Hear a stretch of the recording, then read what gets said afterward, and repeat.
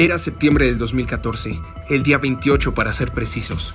Una noticia subía como espuma y hacía ruido en los medios. En México ya es casi un mes desde que desaparecieron 43 estudiantes. La investigación sobre la desaparición de los 43 estudiantes de Ayotzinapa. La investigación del caso Ayotzinapa. La sociedad se encendía por la indignación de saber los hechos que se les contaba. Decenas de miles de mexicanos marcharon en forma pacífica. Un municipio indígena de México sumido en la miseria ahora estaba en el mapa. Aún nadie podía identificarlo, pero al fin el nombre de este pueblo resonaba más allá de su territorio. Del norte al sur de la República se había vuelto noticia.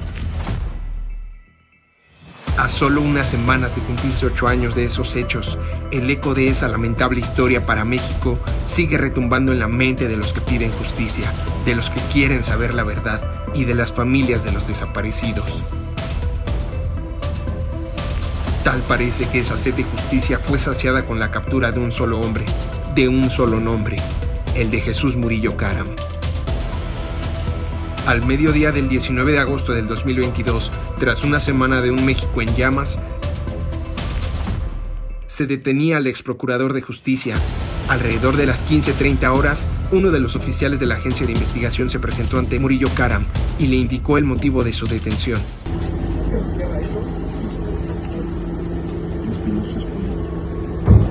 Para entrar en contexto, es necesario hacer una retrospectiva y remontarnos a la noche del viernes 26 de septiembre del 2014, cuando desaparecieron los 43 de Ayotzinapa. Un caso que por su trágica naturaleza se hizo de trascendencia mundial gracias a la amplia cobertura mediática que se le brindó.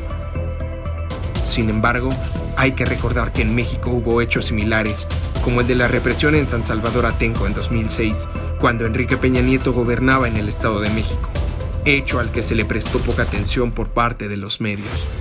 Cabe recordar que bajo este mismo gobierno sucedió un caso al puro estilo de las cajas chinas de la película de la dictadura perfecta, como lo fue el de la muerte de la niña Paulette en 2010 en Huixquilucan, Estado de México. También está el caso fabricado por el gobierno federal de Peña, en el que supuestamente una niña de nombre Frida Sofía se encontraba bajo los escombros del colegio Rebsamen tras el sismo del 19 de septiembre del 2017, donde hubo una amplia cobertura de varias horas por parte de los medios más grandes del país. Como dice el viejo dicho, al pueblo, pan y circo. Pero, ¿por qué la captura de Murillo es un tema político? Una fuente muy cercana a los actores políticos involucrados reveló a Informado.mx que 2 semanas antes de que salieran a la luz los hechos ocurridos en Iguala, el gobierno de la República ya tenía conocimiento de lo ocurrido. Lo anterior mediante la Secretaría de la Defensa Nacional, quien conocía los hechos suscitados en los camiones en los que intentaron transportarse a los estudiantes de la Escuela Rural Normal de Ayotzinapa. Tras lo acontecido, la Sedena pidió la intervención de la Policía Federal, quien respondía ante el entonces secretario de Gobernación, Miguel Ángel Osorio Chong, quien junto al exsecretario de Defensa Nacional, Salvador Cienfuegos, armó una estrategia para deslindarse del caso y delegarlo a alguien más. De acuerdo a la fuente, la llamada verdad histórica cuenta una parte importante de esto, ya que de los restos de las personas que se encontraron en el basurero de Cocula, hubo 2 que no lograron identificar, pero tenían relación con el narcotráfico, específicamente con el grupo autodenominado Guerreros Unidos. Estas 2 personas eran los que comandaban a los estudiantes y quienes tramaron la idea de ir a robar los camiones para cargar droga y entregarla a un cártel. Cuando el ejército se entera que los estudiantes utilizaban los camiones para transportar la droga, los interceptan, los agarran, se los llevan y los matan. Los queman a todos parejito. Confirmando así que el ejército mexicano fue quien consumó el asesinato de los estudiantes de Ayotzinapa, contando con el encubrimiento por parte de Osorio y Cienfuegos. Los altos funcionarios del gobierno sabían lo sucedido. Sin embargo, era la responsabilidad del entonces secretario de Gobernación tomar el caso y solicitar la intervención de la ya extinta Procuraduría General de la República para aclarar que el asesinato de los jóvenes normalistas era un delito. Sin embargo, el propio Osorio Chong comenzó a planear su estrategia para que el caso creciera como la espuma hasta que se derramara sobre uno de sus rivales políticos como lo es Jesús Murillo. Por lo tanto, la Secretaría de Gobernación no le señaló a la Procuraduría que había muertos, sino que había desaparecidos, provocando la tardía intervención de la PGR en el caso, hasta que se declarara como un delito. En este punto, cabe señalar el intento de Osorio por justificar la inacción del gobierno federal en Iguala, antes y durante el crimen cometido contra los normalistas. No existían ni existen facultades para que el Estado mexicano intervenga con oportunidad en municipios como Iguala, donde el crimen se coludió con las autoridades locales, donde la colusión junto con los diversos problemas estructurales derivaron en hechos tan dolorosos para todos los mexicanos. No obstante, tal y como lo menciona el periodista Salvador García Soto en su columna en El Universal, el gobierno federal sí tenía y tiene facultades constitucionales y legales para intervenir en dicho caso. Esto debido a que el crimen que ahí se coludió con las autoridades locales, como dijo Osorio, era crimen organizado, el cual es totalmente facultad del fuero federal. En la Ley Federal contra la Delincuencia Organizada, la cual menciona en su artículo 2, cuando 3 personas se organicen de hecho para realizar en forma permanente o reiterada conductas que por sí o unidas a otras tienen como fin o resultado cometer alguno de los delitos siguientes: terrorismo, terrorismo internacional, delitos contra la salud, serán sancionadas como miembros de la delincuencia organizada. Entonces, hablamos de que la responsabilidad de ese entonces debió recaer en los ministerios públicos y en la misma Policía Federal, la cual fungía como órgano desconcentrado de la Secretaría de Gobernación. De esta manera, Miguel Ángel Osorio Chong también tenía el principal creador de las omisiones y negligencias señaladas el pasado jueves 18 de septiembre por el subsecretario Alejandro Encinas, encargado de la Comisión para la Verdad y Acceso a la Justicia del caso Ayotzinapa, quien señaló a las autoridades de alto nivel de alterar hechos y circunstancias para establecer una conclusión ajena a la verdad. Es preciso señalar a Osorio Chong como el primer gran responsable de este caso, al tener pleno conocimiento del mismo, incluso antes de que saliera a la luz pública, y no actuar conforme a la ley. Realmente nada pasa sin que Osorio se entere. El tema ya estaba totalmente planificado entre el extitular de Gobernación y el general Cienfuegos. Además, el presidente Peña Nieto se enteró de lo sucedido y se dio cuenta de lo avanzado que estaba en ese momento el tema, por lo que Osorio Chong le sugirió que el caso debería ser tomado por el entonces procurador. Murillo se dio cuenta que le aventaron una superbomba y por la soberbia que tiene lo agarra.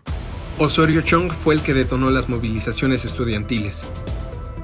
La estrategia de Osorio Chong se basó en movilizar a los estudiantes, pues incluso hubo un incidente con los del Instituto Politécnico Nacional, con quienes salió a hablar y creó una mesa interinstitucional educativa, en la que la Secretaría de Gobernación atendería todos los problemas educativos de carácter social. En esta mesa estaba una persona de la Secretaría de Educación Pública, de la cual era titular Emilio Schweifert, quien se encargaba de darle seguimiento a todos los problemas sociales que desarrollaban los planteles educativos, porque además se estaba construyendo la reforma educativa.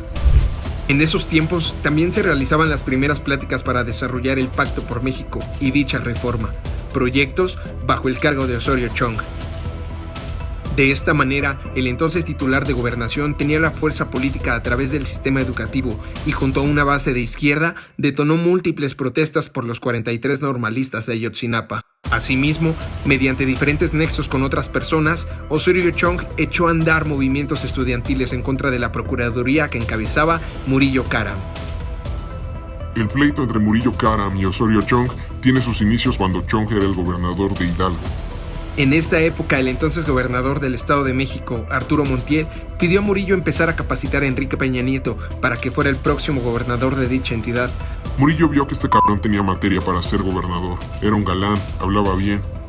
Además de Murillo, Peña Nieto contaba con la asesoría del propio Arturo Montiel y de otros personajes del llamado Grupo Atlacomulco, como Beatriz Paredes, César Camacho y Ernesto Nemer. De igual forma, contaban con el respaldo del expresidente Carlos Salinas de Gortari y varios actores políticos nacionales como Emilio Gamboa, uno de los amigos cercanos a Murillo. Todo este grupo de políticos armaron la campaña de Peña Nieto y Murillo se volvió en su asesor de cabecera. Incluso le recomendó a Luis Videgaray para que fuera su secretario de Finanzas y posteriormente se hicieran buenos amigos.